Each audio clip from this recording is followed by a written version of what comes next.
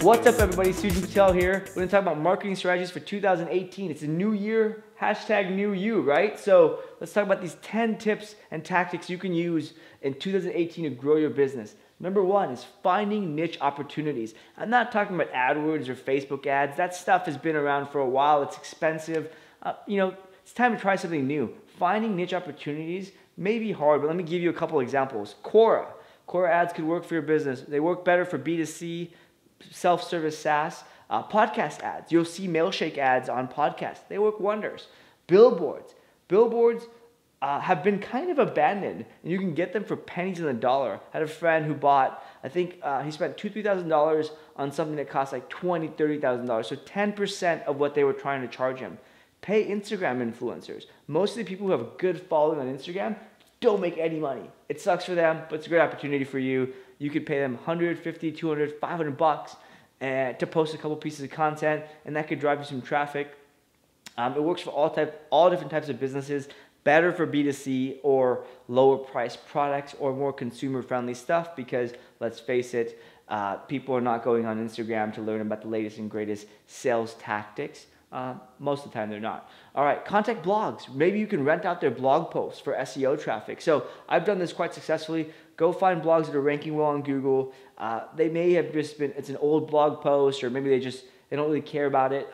See if you can rent that blog post, put it on your site so you get that traffic. It's fairly cheap to do this. You can rent it, you can buy it. All you're doing is 301 redirecting it, putting it on your site. Google hasn't really penalized that, so you should be good there. You can buy dead blogs. So that's number two, buying dead blogs or failing products, and add them to your website. Make it free and add them to your website. I love what HubSpot's doing these days. They went from ebooks and content, like downloadable guides, to creating these like freemium products that are kind of little tiny things of little tiny versions or little features that they may include in their main big CRM and marketing automation products. But it's awesome because you can get people to love it. They share it. Your brand gets shared, right? It's like HubSpot has their website grader. That's been a gold mine for them for the last decade. You can do the same thing with blogs. You can even do the same thing with social media accounts, what have you. People that have assets have failed to make them businesses. Their losses could be your gains. I've just done this for a friend of mine. I've helped him in the fitness category.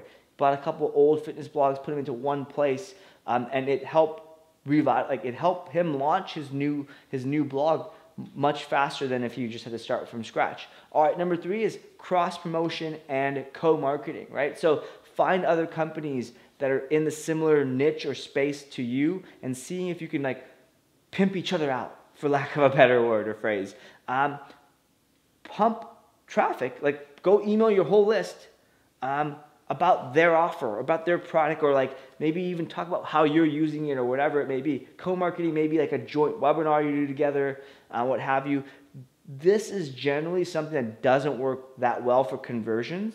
It might not generate sales, but it gets you in front of a lot of people. And what I've found is if you do this 5 or 6 different times, you get in front of people that you just don't get access to before. And again, if you can do it in a mutually beneficial way, it's a win-win for both parties. All right, number 4 is create a free product, specifically for lead generation. Again, HubSpot does a great job at this. They have so many free products, tools, lead capture forms, chatbots, whatever. Make it free. This is the new ebook. This is the new content marketing. So this is great because it's really hard to do. And why I say it's great is because of that, is that you only may be able to do 1 or 2 a year, but that's fine. Just make them really good. If you're wondering how we did this, actually Mailshake started off as a free product for our main product a few years ago. It worked so well that we killed our main product. It used to be called ContentMarketer.io. We killed that whole thing and just focused on Mailshake. So that's how well it's worked for us. Number 5 is to engage your customers, right? What I mean by this is simply talk to them and understand their problems. Make their first experience absolutely amazing, right? you'll see the screenshot here in this video, but I'm going to just share with you, 2 customers signed up for Mailshake yesterday, and in their first email, they get an email that says, welcome, here's how to use it, some bullet points, some tips, what have you. But at the very bottom it says, P.S. If you need any help with your campaign, if you want me to review it, just reply to this email. The 2 people hit me up yesterday out of the 20, 30 people who signed up. And they had an amazing experience because they responded saying, does this cost any money? How do I do this? Is this really, you're gonna really do this for me? And they were shocked at the fact that we were offering this thing. So that's our way of amazing people. And again, we've got hundreds of different stories I can share with you about how to optimize that first experience. And that's a whole nother video on its own. More on that later. All right, number 6, content marketing. Create content to fill gaps in knowledge, right? Things that people haven't talked about, whether it's really, really specific or broaden it out. You may have seen our customer advocacy ebook, our customer delight stuff. That's stuff that's not very well talked about, so we fill that one gap. And content gaps is what I'm referring to here. Another thing is content that maps your customer's journey, right? So somebody signs up, what are they going to do? What are the next things? What are the problems, hurdles, things they're going to face along their path to be an awesome customer or use your product, your tool, even if it's your e-commerce, right? So they come to your site, they buy something, what happens after that? You try to get them again, right? So create content to map that journey. It can help you get more sales, but also can help them, your customers, get a better experience, which will lead to more people talking about you. Maybe they're sharing the word, spreading the word, or even just staying around for longer. Create content that solves your customers' problems. I'm not talking about with your product, not your customer journey here. I'm talking about their problems in life, right? So at Web Profits, our customers are VP of marketing, their CMOs. I'm trying to solve their problems. They're pretty freaking busy. How can I solve their problems? How can I make them less busy? Can I give them productivity stuff? Things like that. How can I help them better manage their team, what have you? And last but not least, in terms of content marketing, is creating epic content, right? This is something I've said for years. We do this a couple every year. We just released the mailshake.com/mastercast. It took us five months to create. It's this ebook that's ungated. We'll probably only create 1 or 2 a year. We created the last one a year ago called the Mailshake, or actually Cold Email Playbook. It costs about somewhere between $500 and $7,500 to do, plus time, but it works really, really well. In the first day or first few days alone, we got I think over 10,000 visitors, and in the last 2 weeks, we received another 20,000 visitors. So it's been huge for us. Now 30,000 visitors on a blog post just doesn't happen, right? So it's this big launch and whatnot. So create content it's meaty, it's epic. It's something that's greater than what's out there. And remember, I mentioned this in many of my talks in previous videos, but creating epic content just means it's something that hasn't been done before, something that's better, deeper, and also more well-designed.